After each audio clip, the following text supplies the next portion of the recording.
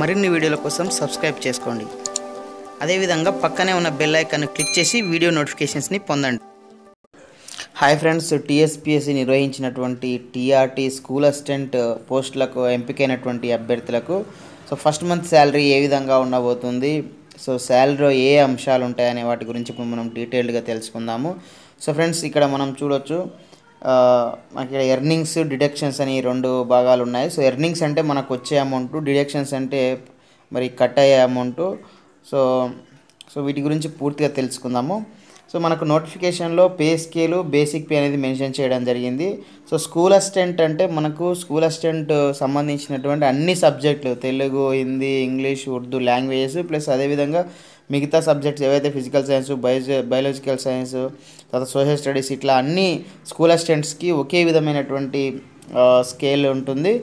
Basic pay ఉంటుంది, salary details ఉంటాయి. ఇక్కడ మనం చూసినట్లయితే పే స్కేల్ అనేది మనకు 28,940 నుంచి 78,910 వరకు ఉంది. బేసిక్ పే వచ్చేసి 28,940, ఈ ఫస్ట్ ఉన్నటువంటిది బేసిక్ పే ఉంటుంది. ఇక బేసిక్ పే అంటే మూల వేతనం అని చెప్తాము. స్కేల్ అంటే మనకు పే స్కేల్ అంటే మీకు ఏ స్కేల్ ఎక్కడి నుంచి ఎక్కడి వరకు మీ శాలరీ అనేది మధ్య ఉంటుందనేది మనకు పే స్కేల్ సూచిస్తుంది. ఇక్కడ నెక్స్ట్ డిఏ చూసినట్లయితే, డిఏను మనకు డేర్నెస్ అలవెన్స్ అంటాము. ఇది మనకు కరువు భత్యం అని చెప్పేసి ప్రభుత్వ ఉద్యోగస్తులకు ప్రభుత్వము ప్రతి సంవత్సరము 2 డిఏలు ఇవ్వడం జరుగుతుంది. ఇప్పుడు మనకు జూలై ఏదైతే ఇది జనవరిలో, డిసెంబర్లో ఉంటుంది. జనవరి 2018లో ఉన్నటువంటి డిఏ ప్రకారము 27.248% ఉంది. అయితే మనకి ఇంకా జూలై 2018 డిఏ అనేది కేంద్ర ప్రభుత్వ ఉద్యోగస్తులకు శాంక్షన్ చేయడం జరిగింది, కానీ మన రాష్ట్ర ప్రభుత్వ ఉద్యోగులకు ఇంకా శాంక్షన్ కాలేదు. త్వరలోనే మనకి దీనికి సంబంధించిన డిఏ అనేది రావడం జరుగుతుంది. నేను ఆ డిఏ ప్రకారమే ఇప్పుడు మనం చూద్దాము. జూలై 2018 రాబోయే డిఏ ఎంత ఉందంటే 30.392 ఉంది.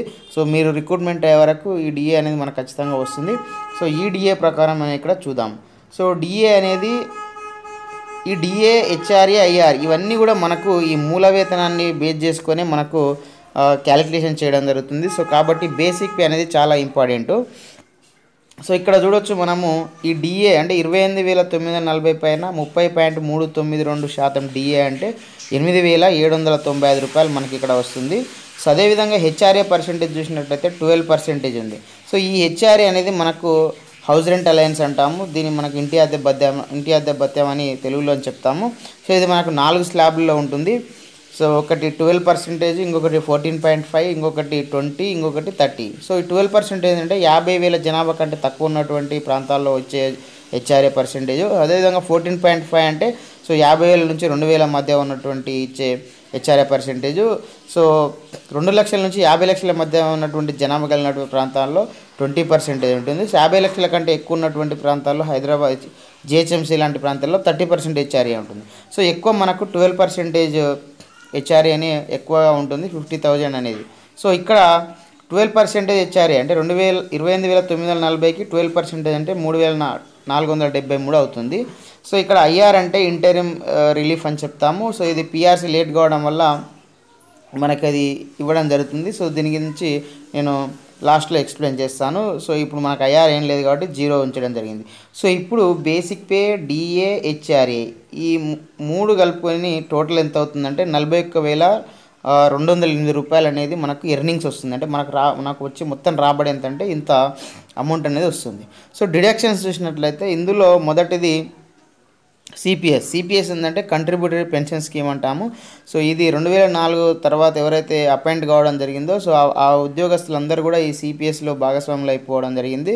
ఇదేంటంటే మనకు బేసిక్ పే ఏదైతే 28,940 ఉందో ప్లస్ డిఏ ఏదైతే 8,790 ఉందో ఈ రెండింటిని కలిపి ఎంత వస్తుందో దానిపైన 10% చేసినట్లయితే ఆ అమౌంట్ ఎంత ఉందో 3,774 రూపాయలు అనేది మనకు సిపిఎస్ అమౌంట్గా కట్ అవుతుంది. మనకు ఒక అకౌంట్ ఉంటుంది, సిపిఎస్ అనేది ప్రాన్ కార్డు ఉంటుంది. ఆ ప్రాన్ అకౌంట్లో మనకి ఇది ఎవ్రీ మంత్ అనేది యాడ్ అవుతుంది, ప్రతి నెల నుంచి ఈ విధంగా కట్ అయ్యి గవర్నమెంట్ మళ్ళీ 10% యాడ్ చేస్తుంది. ఈ మొత్తం కలిపి మన రిటైర్మెంట్ అయిన తర్వాత 60% అమౌంట్ ఇస్తుంది, మిగిలిన 40%ని మనకు పెన్షన్ రూపంలో ఇస్తుంది. ఇది ఉద్యోగస్తులకు అంత బాగాలేదని చెప్పేసి ఇప్పుడున్నటువంటి సిపిఎస్ ఉద్యోగస్తులందరూ కూడా మాకు పాత పెన్షన్ కావాలని చెప్పేసి మరి డిమాండ్ చేస్తున్నారు. భవిష్యత్తులో ఇది కూడా వచ్చే అవకాశాలే మనకు ఉండొచ్చు. అదేవిధంగా సో నెక్స్ట్ టీఎస్జిఎల్ఐ అంటే తెలంగాణ స్టేట్ మనకు జనరల్ లైఫ్ ఇన్సూరెన్స్ అని రూ. 850 కట్ అవుతుంది. సో ఇది మీకు బేసిక్ పే ఆధారంగానే ఉంటుంది.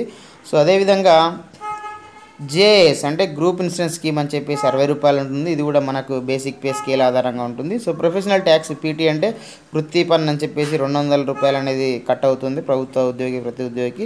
సో మొత్తం డిడక్షన్స్ వచ్చేసి రూ. 4,884 అనేది కట్ అవుతుంది.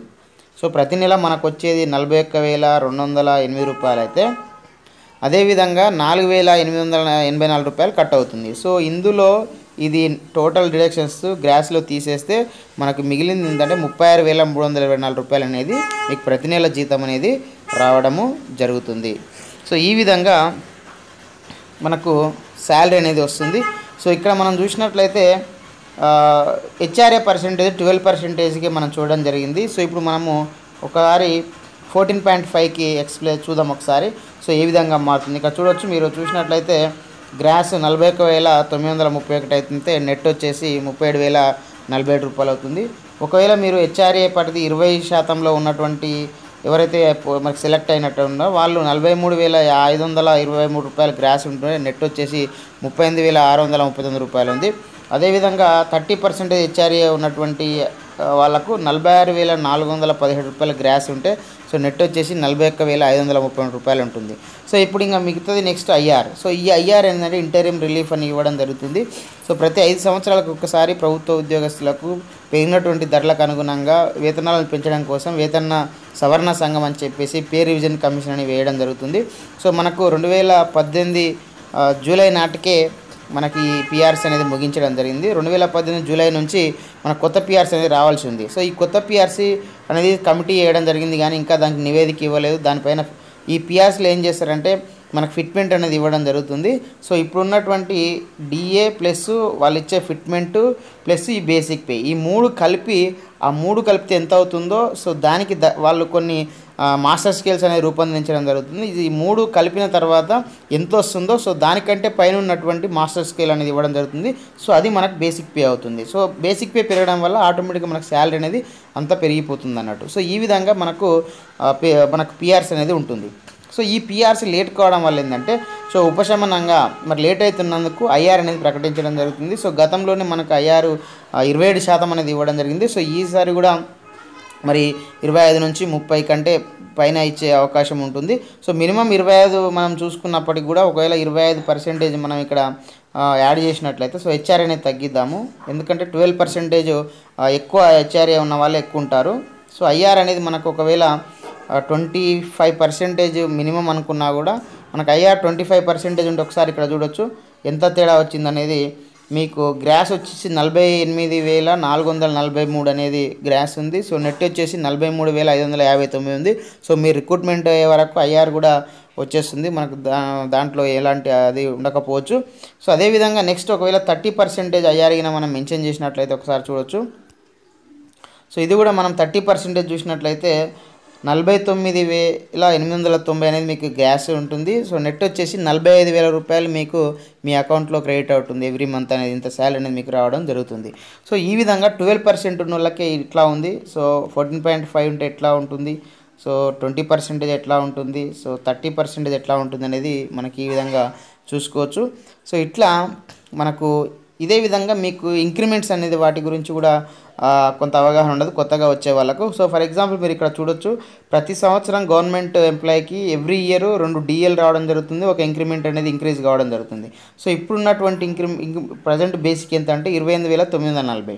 సో మీరు జాయిన్ అయిన కాడ నుంచి 1 సంవత్సరం తర్వాత మీకు ఒక ఇంక్రిమెంట్ రావడం జరుగుతుంది. ఫర్ ఎగ్జాంపుల్ డిసెంబర్ 1వ తారీఖు జాయిన్ అయినారు అనుకోండి, నెక్స్ట్ ఇయర్ డిసెంబర్ 1వ తారీఖు ఇంకొక ఇంక్రిమెంట్ వస్తుంది. అంటే 28,940 నుంచి 29,760కి మీ బేసిక్ పే అనేది జంప్ అవుతుంది, అంటే చేంజ్ అవుతుంది అన్నట్టు.